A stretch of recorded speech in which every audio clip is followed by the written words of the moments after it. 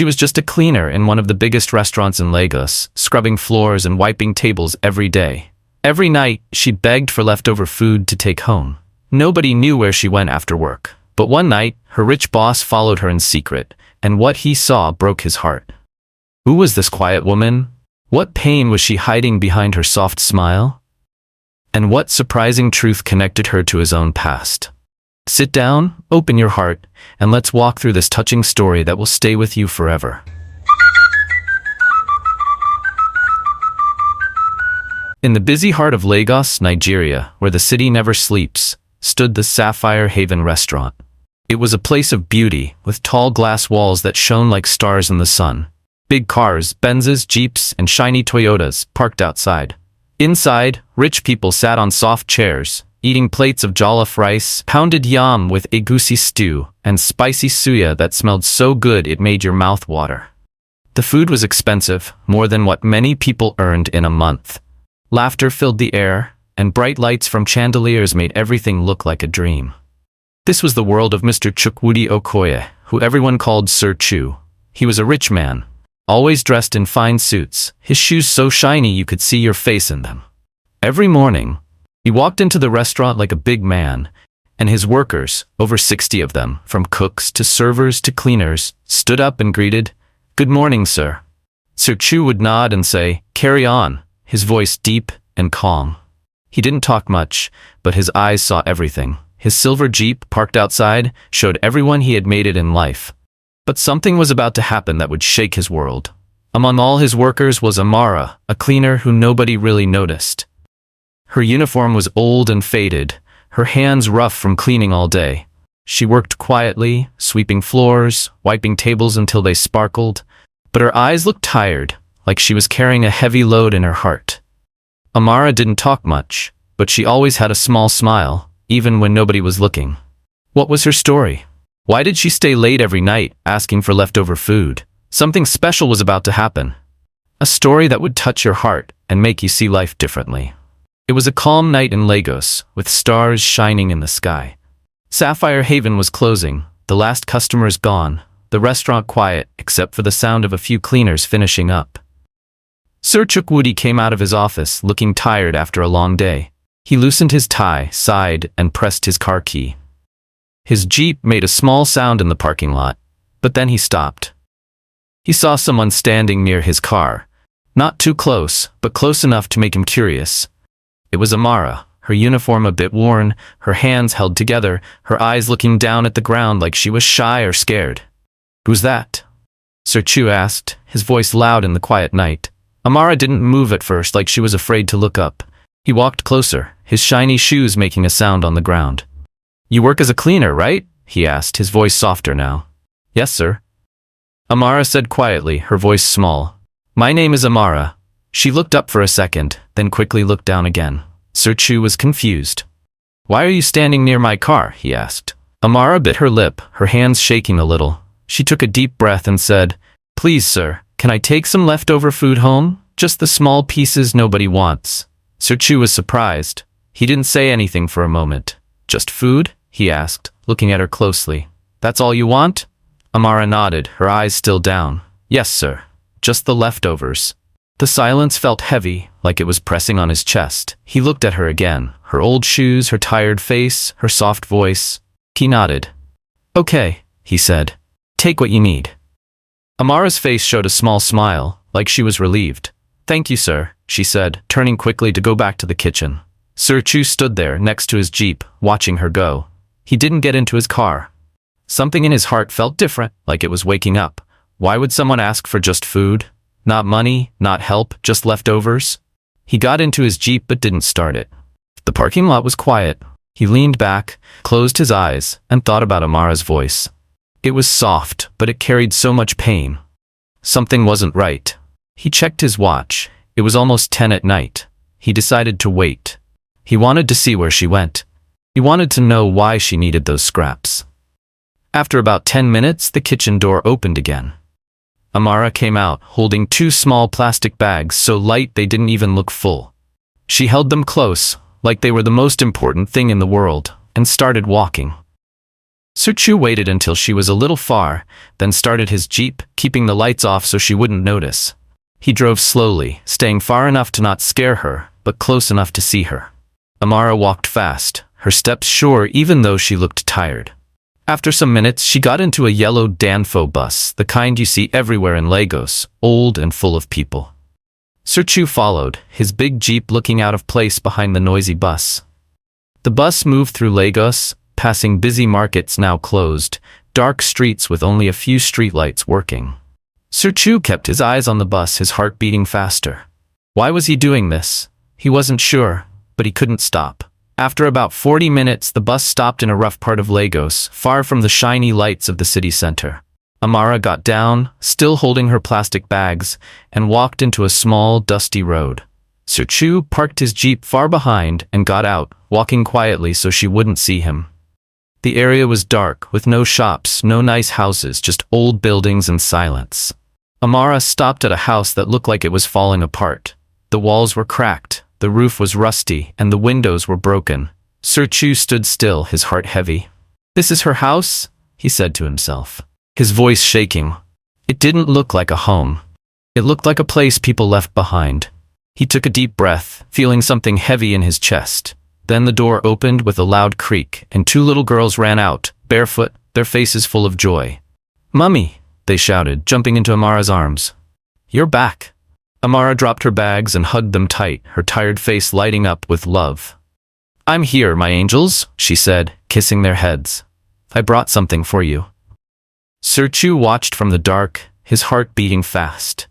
"She has children," he said softly, touching his chest. He looked through the broken window and saw Amara take the girls inside. They sat on an old mat on the floor, the only thing in the room. Amara opened her bags, pulling out a small portion of jollof rice and one piece of chicken. She carefully cut it into 2 parts and put them on 2 small plates. The girls, Chika and Nika, grabbed the plates and started eating fast, their eyes shining, their laughter filling the empty room. They ate like it was the best meal they ever had, their small hands scooping rice, their smiles big and bright. But Amara didn't eat. She sat on the floor, watching them, her smile soft but her eyes far away, like she was carrying a heavy load. Sir Chu's heart felt like it was breaking. "She's not eating," he whispered, shaking his head. She gave it all to them. Tears came to his eyes. This woman, who he never really noticed before, was giving everything for her children. Her love was so big, it made his own life feel small. He looked at his shiny shoes, now dirty from the dusty road, and felt like his money meant nothing. Then, something hit him like a flash. Amara's face, her eyes, her gentle smile, felt familiar, like a memory from long ago. Years back, when he was a poor student in Owerri, a young girl and her family shared their food with him when he was hungry. Her name was Amara, too. Could this be the same Amara? The thought made his heart race. Had he known her all those years ago? Was she the girl who helped him when he had nothing? He shook his head, trying to push the thought away, but it stayed with him, like a song he couldn't forget. He walked back to his jeep, the night full of cricket sounds. He sat inside, tears still in his eyes, and didn't start the car. "I can't leave her like this," he said to himself. "I have to help her, and I need to know if it's her." That night, he drove home, but he couldn't sleep. His big bed felt empty, his fancy house too quiet. All he could see in his mind was Amara and her girls, eating that small piece of chicken, her plate empty. And that memory of a girl in Owerri, sharing her family's yam porridge with him when he was starving. He had promised to pay her back one day, but life took him away, and he forgot.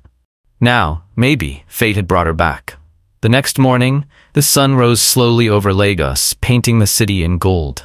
Amara woke early, looking at Chika and Nika sleeping on their old mat. She smiled and touched their hair gently. "Time to wake up, my angels," she said softly. The girls opened their eyes, yawning. "Mummy, are we going to school today?" Chika asked. "Yes, my love," Amara said. "Let's get ready." She helped them up, fetched water from a bucket outside, and bathed them one by one. She dried their skin with an old towel, then dressed them in their small school uniforms, combing their hair into neat ponytails. She opened the plastic bag from last night, with just a little rice left. She warmed it on a small gas stove and put it on 2 plates. "Eat this before we go," she said. The girls sat on the floor, eating quietly, their legs crossed.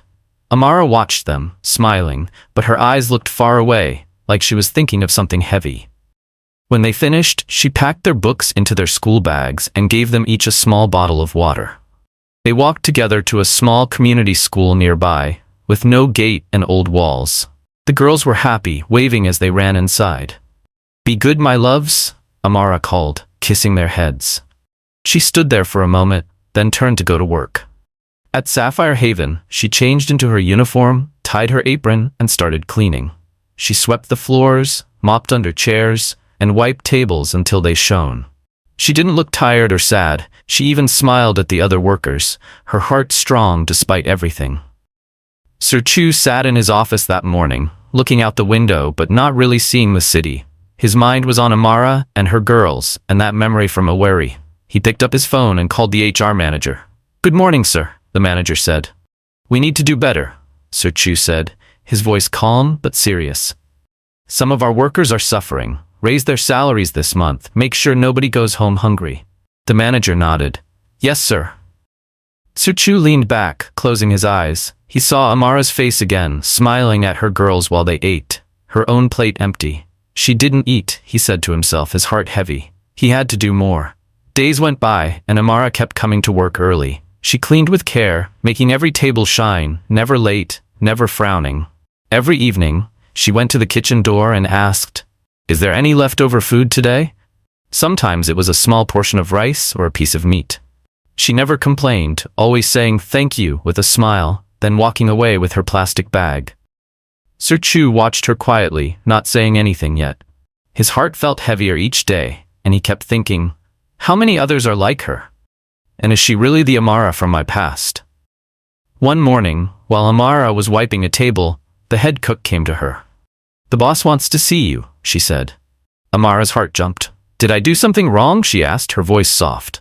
The cook shook her head. "I don't know, just go." Amara wiped her hands on her apron and walked slowly to Sir Chu's office. She knocked gently. "Come in," he called, his voice kind. She stepped inside, nervous. "Good morning, sir," she said quietly. "Sit down, Amara," Sir Chu said, smiling softly. She sat, her hands shaking. There was a moment of silence. Then he spoke. "Amara, I followed you one night." Amara's eyes went wide. "You followed me?" she asked, her voice shaking. "Yes," Sir Chu said. "I saw where you live. I saw your two little girls." He paused, looking at her gently.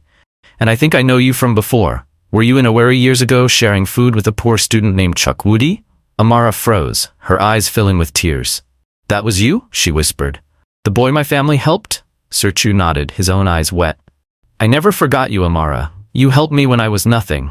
Now, seeing you give everything for your girls, I know you're still that same kind person." Amara cried quietly, her hands covering her face. "I didn't do anything wrong, sir," she said. "I just wanted to feed my children." Sir Chu shook his head. "You did nothing wrong," he said. "You're a good mother. You're strong. You work so hard." Amara couldn't speak, her tears falling fast. "I want to help you," Sir Chu said, his voice full of feeling. "Not just because of now, but because of then." The next day, Sir Chu called Amara again. She walked into his office, still nervous, still shocked that her boss was the boy her family helped long ago. "Amara," he said with a big smile, "I have good news." He gave her a paper. She read it, her hands shaking. "Promotion, personal assistant to the CEO." "You're my personal assistant now," Sir Chu said. "You'll earn more money to take care of your girls." Amara covered her mouth, tears in her eyes. "That's not all," Sir Chu said, handing her another envelope. "I got you and your girls a small house. It's clean, with water and light, no more sleeping on the floor." Amara's hands shook as she looked at the paper. "Sir," she said, her voice breaking, "is this true?" Sir Chu nodded. "You deserve more, Amara. You helped me when I had nothing. Now it's my turn. Your girls should have a good life." Amara fell to her knees, crying. "Thank you, sir. God bless you," she said. Sir Chu smiled and gave her a small envelope. "Take this," he said. "Buy something nice for dinner tonight." Amara took it, holding it close. "God bless you, sir," she said again, her voice full of thanks. That night, Amara's small house smelled like joy. She stood at the stove, cooking jollof rice and chicken. Not leftovers, but real food she bought herself. Chica and Neka sat on a mat, watching with big eyes. Mummy, you got so much chicken, Nika said, clapping her hands. Amara smiled. Yes, my love. Tonight we eat well. She served the food on 3 plates, and the girls grabbed theirs, eating fast, their laughter filling the room. This is the best food ever, Chica said, her mouth full. It's like a party, Nika added. Amara sat with them, her own plate full for the first time in years. She watched them eat, her heart so full it felt like it might burst. Tears sat in her eyes, but they didn't fall. Seeing her girls happy was everything she ever wanted. The next morning, something amazing happened. A shiny black car stopped in front of their old house. Amara stepped outside, holding the girls' school bags. The driver smiled. Madam, Sir Chu sent me. I'm taking you to your new house. Amara stood still, then turned to her girls. Get your things, she said, her voice shaking with joy. They climbed into the car, the seats soft and cool. The ride was quiet, but their hearts were singing. When they reached the new house, the girls ran to the door. It was clean, with fresh paint and windows that opened. Inside there were chairs, a kitchen, and soft beds. Mummy, we have beds, Chica shouted. And a kitchen, Nika said, running around. Amara stood in the middle, looking at everything, and whispered, Thank you, God. She sat on a new chair, the girls playing nearby, their laughter like music. She still couldn't believe this was her home. Her phone rang, and it was Sir Chu. Good morning, sir, she said, her voice soft. Amara, he said, I just wanted to check on you and your girls. We're fine, sir, she said. Thank you for everything. He paused, then said, Don't come to work today. Stay home, enjoy your new place, cook something nice, be with your girls. Amara's hand went to her chest. Thank you, sir, she said, tears in her eyes. You've earned it, he said. Enjoy your day. Amara hung up and walked to the kitchen. She opened a cupboard, pulling out rice and vegetables. As she cooked, the girls came in, smiling. What are you making, Mummy? Chica asked. Our first meal in our new home, Amara said, her voice full of love. Before they ate, she held their hands. Let's thank God, she said. They closed their eyes and prayed, their voices simple but full of heart. Their life had been hard, but now a new chapter was starting, built on love, faith, and a kindness that came after many years. My dear friends, this story shows us how powerful kindness can be. Amara worked hard, never complained, and gave everything for her children. Long ago, her family helped a young Chukwudi when he was hungry, and now he helped her back, changing her life. It shows us that one small act of kindness can last forever, touching lives in ways we don't expect. Look around you, someone near you might be struggling quietly. If you can help, please do. Your kindness could make a big difference, like it did for Amara and her girls. What did you feel watching this story? Did Amara's love for her children touch your heart? Did Sir Chu's kindness make you want to help someone too? Please share your thoughts in the comments. I really want to hear them. If this story moved you, hit the like button and share it with your friends and family. Subscribe and turn on the notification bell, because another beautiful story is coming soon. Let's keep spreading love and kindness together. Thank you for watching. From my heart to yours.